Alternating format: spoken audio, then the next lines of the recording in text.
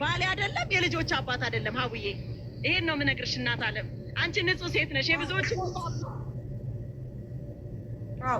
ሰውየውና እናንተ የተዋወቃችሁት እኔ ከኢንተርቪው ላይ እንዳየሁትኝ አንቺ የእህትሽ አሰሪዎች ማረፊያ ሰጥተውሽ እዛ ቤት ዘበኛ ነበር አይደል? ሰውየው ትክክል ነው፣ ትክክል ነው።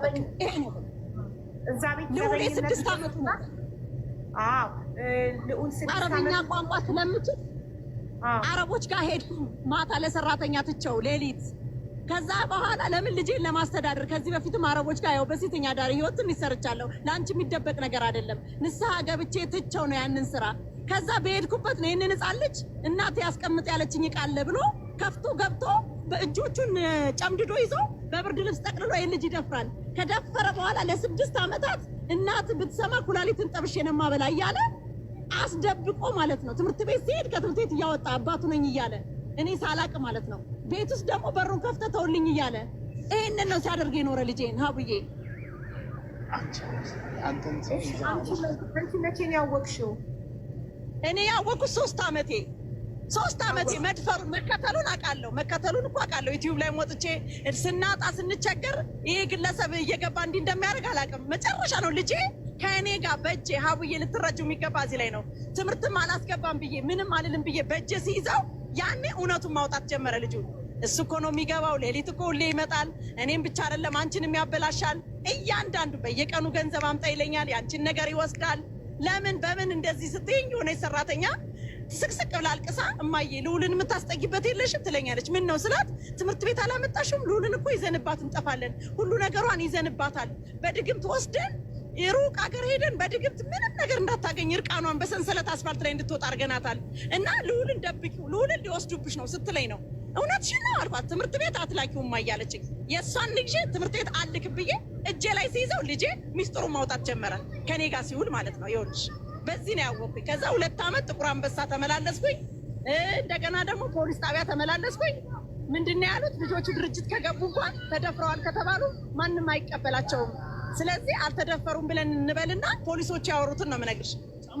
ስለዚህ በቃ አልተደፈሩም ብለን ከዛ ሴትዮዋ ከሞተች ልጆቹ ድርጅት ውስጥ ይገባሉ። ይሄን የሰማሁት እኔ ጭምጭምታ የሰማሁት ወሬ ማለት ነው ሀቡዬ። ስለዚህ እኔ ሳልሞት እውነት አላህ ይህንን ህፃን ልጅ ከሳውዲ አረቢያ መጥቶ እውነት ከሰጠኝ የኔ ልጅ ከሆነ የግብረ ሶዶም አገልጋይ አይሆንም፣ የሉሲፈር አገልጋይ አይሆንም። ልጄ በቃ የፈጣሪ ስጦታ ነው። በፈጣሪ ቤት ውስጥ ሰላም ሰላም፣ እንዴት ናችሁ? ሁሉ ሰላም፣ ሁሉ መልካም። ሰላማችሁ በዝት ይበልልኝ በያላችሁበት። እንዴት ናችሁ? ሁሉ ሰላም ነው? ሁሉ መልካም? እግዚአብሔር ይመስገን እኔ ደህና ነኝ። እንዴት ናችሁልኝ? ሁሉ አማን ነው ወይ? አለሁላችሁ። እኔ ደህና ነኝ። እንግዲህ እንደምትሰሙት ነው ከእንደዚህ አይነት ነገር ፈጣሪ ይሰውረን። ፈጣሪ ከእንደዚህ አይነት ነገር ይሰውረን። ምን አይነት ዘመን እንደደረስን ጌታ ሆይ እውነት ከእንደዚህ አይነት ነገር ልጆቻችን ሁሉ ይጠበቅልን። ፈጣሪ አምላኩ ይጠበቅልን። አምላኩ ያንተ በምሕረት ይጠበቅልን። በጣም ከባድ ነው። እንዴት ነው ልጆቻችንን ጥለን ሰርተን መብላት የምንችለው? እንደዚህ አይነት ኮድ እየሰማን ጋይስ፣ በጣም ከባድ ነው እና እግዚአብሔር በቃችሁ ይበለን። በጣም ከባድ ነው። በጣም በጣም በጣም በጣም በጣም እውነት ምን ይሉታል? ይሄን አሁን ይሄ ምን ይሉታል? ሰማችሁት እንግዲህ ቪዲዮ እንዳዳመጣችሁት እናት እንዴት እንደምታነባ ልጅ የተደፈረብኝ ማስተማር ምንም ማድረግ አልችልም። አስቡ ምን አይነት ዘመን እንደደረስን። ልጆቻችንን ለጎረቤት እንኳን ጥለን መሄድ የማንችልበት ዘመን ነው የደረስነውና እግዚአብሔር ይሆነን። እውነት በጣም ከባድ ነው፣ ያማል። እና ምንድን ነው የተረዳሁት? ሰው አልተረዳትም። አኪድ እሷ ናት የምታውቀው እንትኗን፣ ግን ግማሹ ውሸቷን ነው ይላል። ግን ልጁም ሲናገር እንደሰማሁት በቃ በጣም ከባድ ነው። በጣም ነው ያዘንኩት እውነት። እና እግዚአብሔር ይሆነን፣ እግዚአብሔር በምሕረቱ ያስበን፣ ፈጣሪ ጠብቀን ከእንደዚህ አይነት ነገር። ምን አይነት ሰይጣን አሰራር ዘመን እንደደረስን እኔ እንጃ፣ እኔ አላውቅም። ኧረ በስመ አብ። እውነት ልጆቻችሁን እንደው ፈጣሪ በተለይ በስደት ሆነን ልጆቻችንን ለሰው ጥለን የምኖር ብዙዎቻችን ነንና እግዚአብሔር ይሁነን፣ እግዚአብሔር ይጠብቀን፣ እግዚአብሔር ይጠብቅልን። ሌላ ምንም አልልም እኔ በእውነት እና በጣም ከባድ ነው እና ፈጣሪ እንግዲህ እኔ ሀቁን ያወጣልሽ። ሰውየው ደግሞ ተይዞ ምንም እንትን ያሉት ነገር የለም እና ፍትህ ነው የምጠይቀው ሴትዮዋ። ፍትህ የፍትህ ያለ ነው እያለች ያለችው ነው። በጣም ከባድ ነው።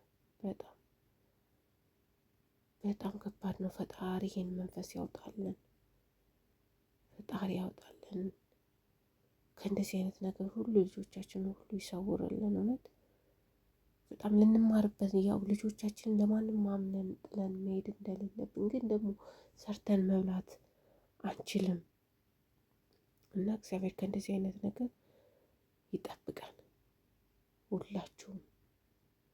ሁላችንንም ፈጣሪ ከእንደዚህ አይነት ነገር ይጠብቀን። ለእግዚአብሔር የሆነ በጣም ከባድ ነው ጋይስ፣ በጣም ከባድ ነው። በጣም ከምላችሁ በላይ እግዚአብሔር ብቻ በምሕረቱ ያስበን እንጂ በጣም ከባድ ነው። እንደዚህ ከሆነ እኔ እንጃ በጣም ይከብዳል። እግዚአብሔር በቃችሁ ይበለን። እኔ የመጨረሻው ዘመን ስለደረሰ ይሁን አይዶን ነው አላውቅም። ብቻ እሱ በቃችሁ ይበለን። ይከብዳል። ለማናምን ነው ጥለን የምንሄደው? እንደዚህ ከሆነ የምንሰማው ዛሬ ሌላ ነው፣ ነገ ሌላ ነው። እንዴት ነው? እኔ እንጃ በጣም ከባድ ነው። ብቻ እግዚአብሔር ይሆናል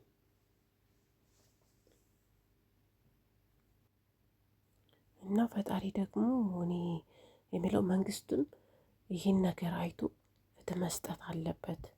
እንዴት እነዚህ ሰይጣን መንፈስ የሚያመልኩ ሰዎች እውነት ፍትህ ሊሰጥ ይገባል። መንግስትም ዝም ማለት የለበትም። በእንደዚህ አይነት ነገሮች ላይ መንግስትም ዝም ማለት የለበትም። እውነት ድምፅ ልንሆን ይገባል እና እግዚአብሔር ይሁነን፣ እግዚአብሔር ያስበን። በጣም ይከብዳል። እውነት ያማል። ልጅ እንደዚህ ሆኖ እንትን ማለት ልጁ ደግሞ ሲናገር አይታችሁ ከሆነ እኔ እንጃ በቃ እምባዬ ሁሉ ነው መቆጣጠር ያቃተኝ ላይ ትናንትና ሀቢባ ቤት እና እግዚአብሔር ይሆናል። በጣም ከባድ ነው። እሱ ይሆናል። ሌላ ምን ይባላል? ኧረ በስመ አብ ምን አይነት ዘመን ነው የደረስነው ጋይስ?